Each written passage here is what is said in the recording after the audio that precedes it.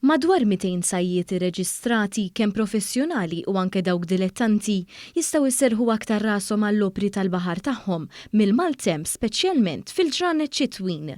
Dan wara tlestija tal-proġett tal-Malta Witty Line li kien ilu snin jinħass il-bżonn li jsir minħabba l-ħsarat li saru mal-medda taż-żmien mill-element naturali, tant li saħansitra anke kienu nqasmu l-uċuħ tal-konkos tal-pedamenti tal-mollijiet. Ix-xogħol inkorpora ħidma aktar sigura u moderna tant li bena ħajta apposta bħala protezzjoni mill-mewġ tal-binjiet fil-qrib. Tuħlu wkoll slilem apposta biex jagħmluha aktar faċli għall-baħħara u s-sajjieda li jagħmlu użu minn dawn l-inħawi. Dan ix-xogħol li sar qed ikompli jsaħħaħ l-infrastruttura marittima tul il-kosta ta' pajjiżna.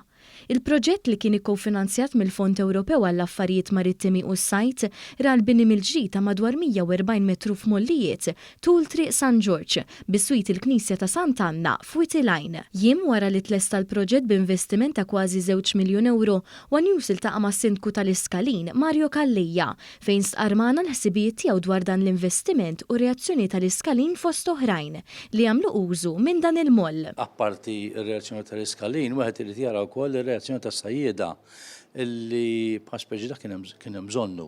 Kien eżistenti, kien hemmhekk diġà, però kien qed jiddeterjora, kien hemm il-periklu li anke jekk tidħol karozza mal-moll illi kien hemm il-periklu li taqa' l-baħar jew jisfronda l-moll, allura Infrastructure Malta, in-naħa tal-Maritime, għamlet proġett sħiħ minn fejn il-pitch tal-water polo sabbarra sa fejn il-Knisja, inkluż dan il-moll li qegħdin ngħidu. Is-Sindku spjega aktar il-vantaġġi ta' dan il-moll għas-sajjieda. Għandna moll ġdid illi iva reazzjoni ta' nies kienet tajba ħafna, speċjalment ukoll ngħidu aħna għas-sajjieda tagħna li jistgħu jitrakkaw mal-moll, għandek affarijiet moderni, għandek il-ħoloq moderni, li moħħhom mistrieħ ħafna iżjed minn qabel.